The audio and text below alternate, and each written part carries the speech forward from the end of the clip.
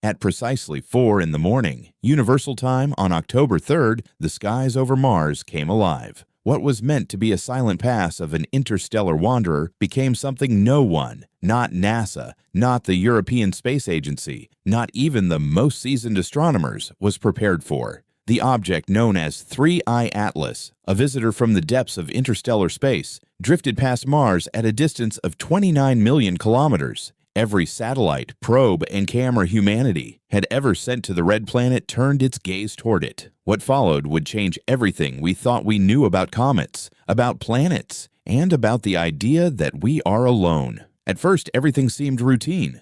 3I-ATLAS appeared as a faint emerald glow against the darkness, a dim halo of gas trailing behind it like mist. Its light was soft, almost delicate, shimmering with the cold breath of space. Mars Reconnaissance Orbiter, MAVEN, Mars Express, and the Trace Gas Orbiter all confirmed the same thing, nothing unusual. But then the glow began to intensify. Slowly at first, then rapidly, exponentially, as though someone had thrown a switch deep inside its frozen core. Spectrometers on multiple probes registered sudden eruptions of gas, not the expected bursts of water vapor or carbon dioxide, but something stranger, cyanogen, diatomic carbon, compounds that should have remained solid in such cold. Within minutes, the comet's surface temperature spiked. Its halo expanded outward like an explosion frozen in time, and its energy output surged beyond prediction. Mission Control scrambled to recalibrate instruments. They thought it was a sensor malfunction, but every reading confirmed the same truth. The object wasn't behaving like a natural body. It was responding. To what? No one could say. But the timing was too perfect. The reaction began the instant the planet's orbiters turned their sensors directly toward it. Then came the first sign that something was deeply wrong. Mars began to glow. The red planet, wrapped in its thin atmosphere and fractured magnetic field, is not supposed to shimmer with color. Yet that night, ultraviolet sensors picked up the formation of massive auroras stretching from pole to pole. Ribbons of light, green, purple, crimson, rippled across its night side in patterns no one had ever seen. They weren't caused by solar wind. There was no flare, no coronal burst, no explanation. The only possible trigger was 3I-ATLAS itself. For hours, the auroras pulsed in perfect rhythm with the object's emissions. To anyone watching from orbit, it looked like a dance between worlds, one beating heart reflected in another. On the surface, the Perseverance rover captured faint flickers along the horizon, flashes of light that lit the dust like lightning without thunder. Curiosity's instruments registered microscopic bursts of charged particles sweeping across the ground. Even the long-dead InSight seismometer, buried beneath years of sand, came alive, vibrating, humming faintly, as though something beneath the crust had stirred. Mars was answering back. The data was irrefutable. The planet was responding to something beyond it, perhaps from within it. For the first time in recorded history, Mars wasn't silent. It was singing. As the glow reached its peak, a new phenomenon began. Fragments started breaking off from 3I-ATLAS's nucleus, glittering shards, reflective like metal, drifting outward through the void. But instead of scattering randomly as debris should, they spiraled in graceful arcs, twisting around one another with delicate precision. The pattern repeated, a spiraling formation perfectly aligned with Mars' magnetic poles. It was as if the pieces were following instructions. Scientists called it spiral shedding. But even the most skeptical among them couldn't explain how inert fragments could orient themselves in a synchronized pattern. Each shard appeared to adjust its position, moving as if guided by invisible lines. They weren't behaving like fragments of rock. They were behaving like components of a system. Then, the Trace Gas Orbiter detected something completely unexpected, a sudden enormous spike in methane levels. For decades, Mars had teased scientists with fleeting traces of methane, the molecule that on Earth is tied to life and chemistry. But this spike was different. Powerful, concentrated, and timed exactly with the passage of 3I-ATLAS overhead. Had the interstellar object released something into the atmosphere? Or had it triggered something dormant, buried deep beneath the dust? A reaction, a reawakening. Moments later, the hum began. It started as faint static in the radio feed, a low, pulsing rhythm repeating every 22 seconds. Engineers assumed it was interference, a simple electromagnetic echo.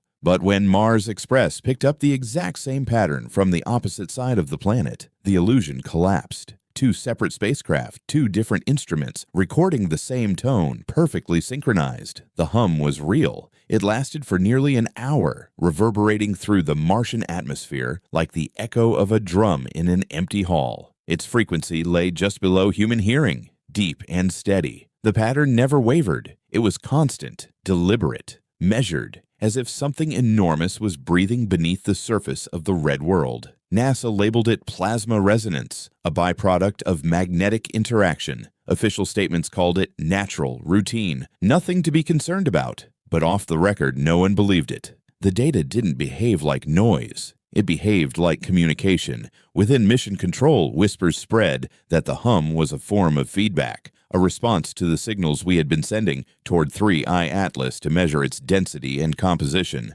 Some thought it was a reflection, others said it was a reply. But everyone agreed on one thing: it wasn't random. Then, as abruptly as it began, the hum stopped. The auroras faded. The lights over Mars dimmed. The silence that followed was heavy, almost intentional, as though the planet itself was holding its breath. By dawn, the storm had passed, but the readings left behind told another story. The Perseverance rover detected traces of chemical compounds that shouldn't exist naturally. Carbon isotopes mismatched, microscopic particles magnetically aligned in impossible directions. The methane spike vanished, replaced by a faint pattern of microelectric discharges crawling across the surface, invisible to the eye but measurable in the instruments. To analysts, the data resembled circuitry, lines of energy weaving across the planes, connecting distant regions like threads of memory. It was as if the planet itself had awakened, quietly, subtly, remembering something ancient. Far beyond Mars, the James Webb Space Telescope had finally cleared its alignment window. It locked onto 3I-ATLAS again, expecting a cooling object drifting away into space.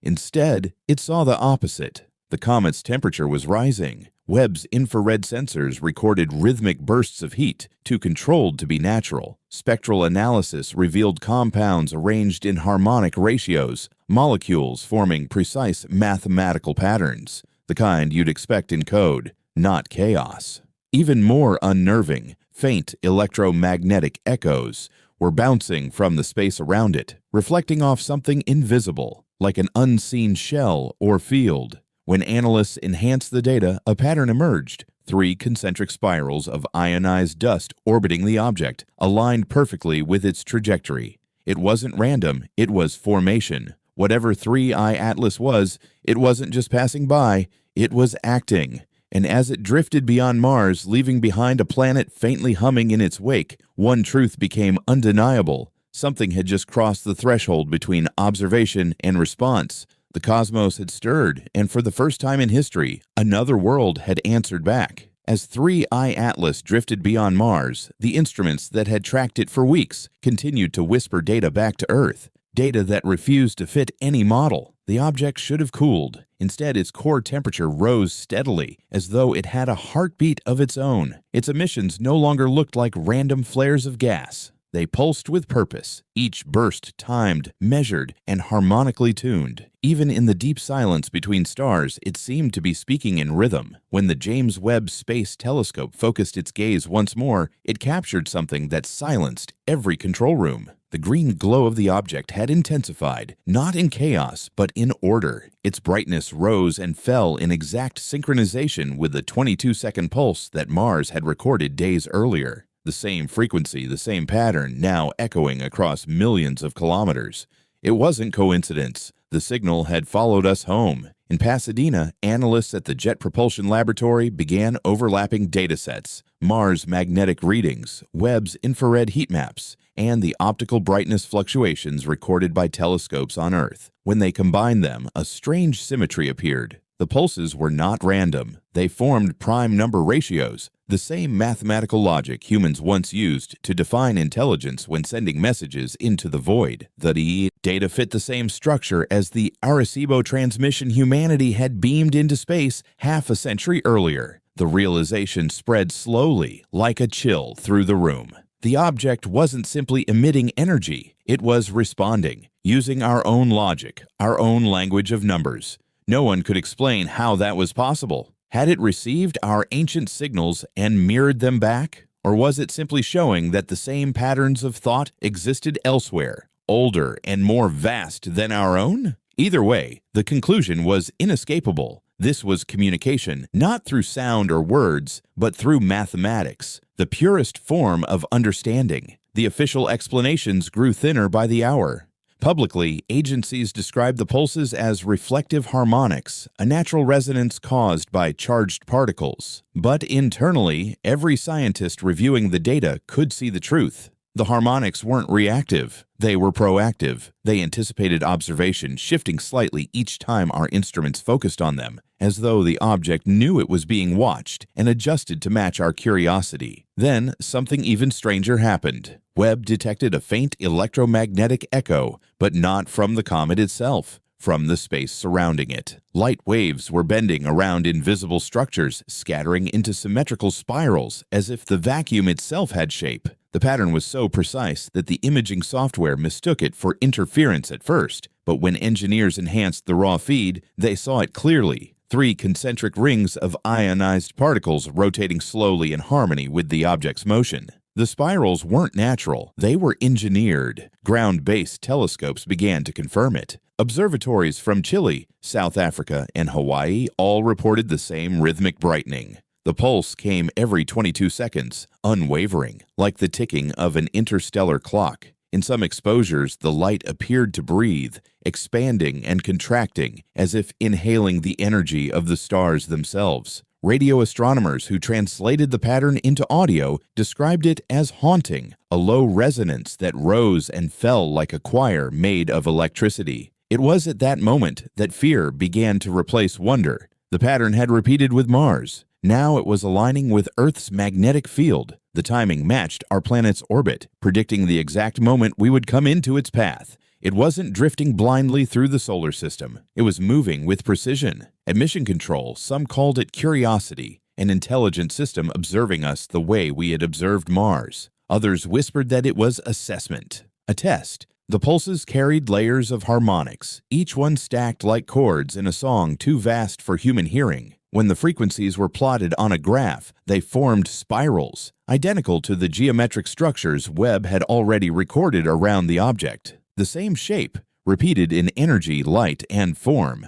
The comet wasn't just a traveler, it was a machine translating meaning into every wavelength we could measure. For days, the rhythm continued, unwavering. Every 22 seconds, a new wave of energy swept through the void. It passed through Mars's orbit, through space between worlds, and finally reached the sensors orbiting Earth. Our instruments trembled under the resonance. Even communication satellites began to register slight fluctuations in their circuitry, microscopic oscillations synchronized with the same pulse. The signal was everywhere. At the Deep Space Network's Goldstone complex, engineers tried to isolate it. They filtered out solar interference, background radiation, cosmic noise. But the pulse remained, embedded like a signature written across the universe. Then, one of them noticed something chilling. The echoes returning from space carried fragments of our own transmissions, distorted but recognizable. Decades-old signals from Voyager and Pioneer, faint radio bursts from early Apollo missions,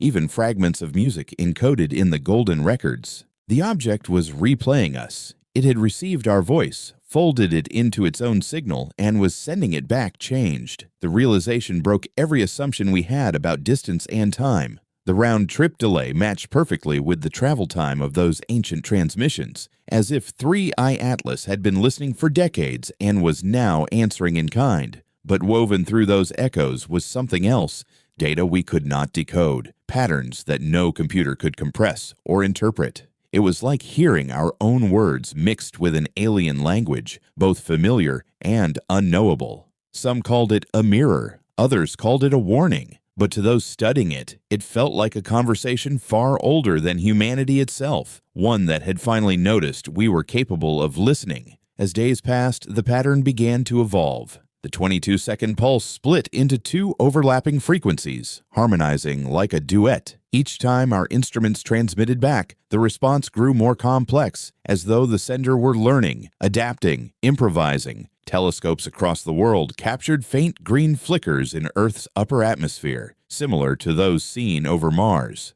Auroras without solar wind, synchronized to the same rhythm. The planet itself had become part of the exchange. Governments remained silent. Official reports cited atmospheric interference, optical illusions, routine electromagnetic noise. But inside closed meetings, fear took root. The object was now directly aligned with Earth's orbital plane. Its pulses were intensifying, its temperature still climbing, and for the first time its trajectory had shifted, minutely but undeniably. It wasn't just passing by anymore, it was turning toward us. Analysts argued over intent. Was it curiosity, recognition, or something more? The data offered no comfort. The object's motion wasn't random drift, it was calculated, as if responding to our own signals, adjusting course like a compass, finding true north.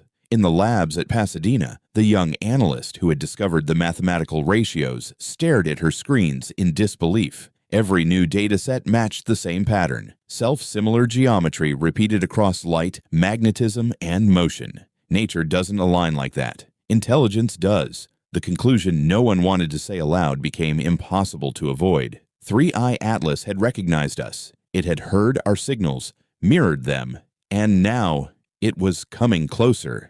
The first true message from the stars wasn't a voice, a text, or a transmission. It was presence, deliberate, mathematical, alive. And as its pulse continued to echo through the fabric of space, synchronized perfectly with the turning of our world, humanity began to understand that this wasn't the story of discovery anymore, it was the story of contact. By the time 3I-ATLAS aligned with Earth's orbit, the entire planet was listening. The hum that had begun near Mars now threaded itself through every layer of our atmosphere, faint but constant, pulsing every 22 seconds like the ticking of a cosmic clock. Scientists no longer called it interference. It was a signal, structured, persistent, and intelligent. At first, it lived only in the instruments. Then, satellites began to feel it. Communication systems flickered, GPS signals warped, and deep space antennas resonated with invisible energy. The frequency wasn't damaging, at least not yet, but it was everywhere. Observatories around the globe confirmed the same reading. The object's emissions had synchronized with Earth's magnetic field. The rhythm that once danced across Mars now coursed through the air we breathed. In observatories from Chile to Hawaii, astronomers watched the faint green glow rise above the horizon. It was subtle at first, a delicate shimmer weaving across the upper atmosphere. But soon, the light grew stronger, shaping itself into ribbons of emerald and violet that stretched across the night sky in a rhythm too precise to be natural. There had been no solar storm, no geomagnetic trigger. The energy was arriving from deep space, pulsing directly from the direction of 3I-ATLAS. Governments urged calm, calling it atmospheric fluorescence. But the scientists watching the data knew better. The light carried information. When spectrometers analyzed the glow, they found the same mathematical ratios encoded within it, the same prime number sequences and harmonic intervals that had defined the object's earlier emissions. The planet wasn't just illuminated, it was being written on. Inside NASA's Deep Space Network, analysts compared the new readings to the signals recorded from Mars. The resonance was identical, but the amplitude had tripled. Each pulse now carried layered frequencies, forming what one researcher described as chords of light, overlapping patterns that rose and fell like music. When converted into audio, the signal produced an eerie harmony that filled the room with a sound no one could describe. Not mechanical, not organic, but alive. Then came the feedback. For decades, Earth had been sending its voice into the void. Radio transmissions, radar pings, television signals, the faint heartbeat of our civilization leaking into space. Now pieces of that voice were coming back. Embedded within the new signal were faint echoes of human broadcasts, fragments of ancient songs, the crackle of Morse code, greetings in multiple languages. It was as if the cosmos had listened, remembered, and was now speaking back in the only language we could truly recognize, our own. But it wasn't a simple reflection. The returning signals were altered. Patterns that had once been linear were now fractal, rewritten into spirals that mirrored the comet's structure. The response was intelligent but not familiar, a new form of dialogue that merged what we had sent with something impossibly older and greater. The realization swept through every control room on Earth. The signal wasn't about them or us. It was about connection. Something vast was synchronizing with us through geometry, through rhythm, through the invisible architecture of resonance itself. Then the planet began to tremble. Seismographs across the world registered low-frequency vibrations, repeating every 22 seconds, the same pattern seen in the electromagnetic hum. The vibrations were too subtle to feel, yet strong enough to circle the globe, bouncing through the crust and oceans like ripples in a drum. In the deep sea, hydrophones captured acoustic waves traveling at impossible speeds, forming standing patterns along the ocean floor. When researchers mapped the vibrations, they noticed something terrifyingly elegant. The pulses aligned perfectly with the locations of ancient sites: Giza, Nazca, Stonehenge, Easter Island, connected by geometric lines that mirrored the double spiral shape of 3I-ATLAS's tail. The pattern was planetary. Some dismissed it as coincidence. Others whispered that maybe those sites weren't built for the stars, but because of them, markers from a time when the same resonance had visited Earth before. If that was true, then whatever 3I-ATLAS represented was not new. It was a return. As scientists scrambled to make sense of the data, the James Webb Space Telescope emerged from solar interference and captured its clearest image yet.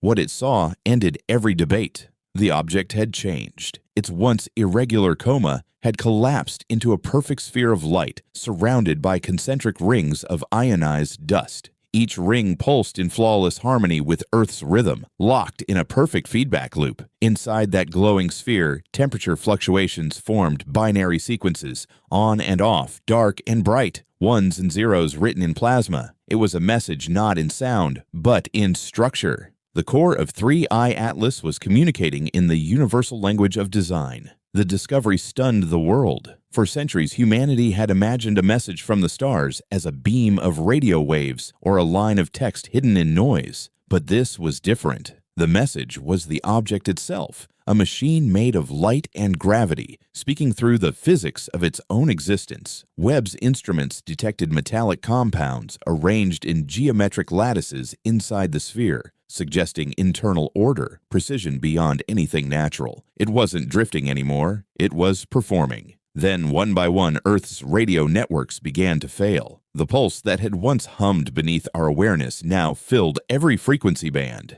Television, radio, internet relays, all drowned beneath the same rhythm. It was as if the planet had become an amplifier, resonating in unison with the signal. At first, panic spread. Cities plunged into silence. Communication networks collapsed. But amid the chaos, a strange calm settled over the scientific community. Because the pattern wasn't destructive, it was synchronizing. Everywhere, the pulse was the same. From the Arctic to the equator, the air seemed to hum. The oceans shimmered faintly under the green light, and the stars themselves began to flicker, pulsing with us. Astronomers tracking distant constellations noticed a new phenomenon. Multiple stars within a narrow band of the Milky Way were brightening in the same rhythm. One by one, they began to pulse every 22 seconds, perfectly synchronized with Earth. When plotted on a galactic map, those stars formed a vast pattern, a lattice that mirrored the inner orbits of our solar system, scaled millions of times larger and centered on our sun. Within that cosmic architecture, a single glowing point corresponded exactly to Earth's position. The implication was undeniable. 3I-ATLAS wasn't just communicating with us. It was connecting us to something far greater. Some called it a network. Others called it a revelation. But one truth became impossible to ignore. We were no longer observers in the universe. We had become part of it, integrated into a system that had waited patiently for eons for someone to answer. The signal that began as a whisper near Mars had grown into a symphony, resonating across the stars. In the final hours of observation, before the overload of radiation forced instruments offline, Webb captured one last frame. The object, now fully illuminated, emitted a final surge of light, a pulse brighter than anything it had produced before. Within that flash was structure, recursive geometry folding in on itself like a flower blooming in reverse. When decoded, the data revealed the faint outline of a shape humanity knew all too well. A double spiral, identical to the pattern of DNA. It was as if the universe had shown us a mirror. And then, Just like that, the signal faded. The green light dissolved. The hum fell silent. The comet slipped beyond the sun, leaving only echoes in its wake. But Earth was changed. Instruments still registered faint harmonic resonance in the crust and atmosphere, a lingering heartbeat that refused to die away. The stars that had joined the rhythm continued to pulse for days before returning to stillness. Historians will remember that night not as the moment a comet passed by Mars, but as the moment the universe acknowledged us. The night humanity's reflection was finally seen by the stars, and the stars blinked back. We used to think the cosmos was silent, endless, indifferent. But silence, it turns out, was never emptiness. It was waiting for a species capable of listening deeply enough to hear its own echo coming back across the dark. Now that we have, one question remains, the only one that truly matters. If 3I-ATLAS wasn't just a comet, if it was a messenger, a mechanism, or a mirror, then what happens next? Because somewhere, far beyond the reach of our telescopes, the signal is still traveling. And whatever waits on the other side now knows. We are here. We are watching, and we have finally begun to listen.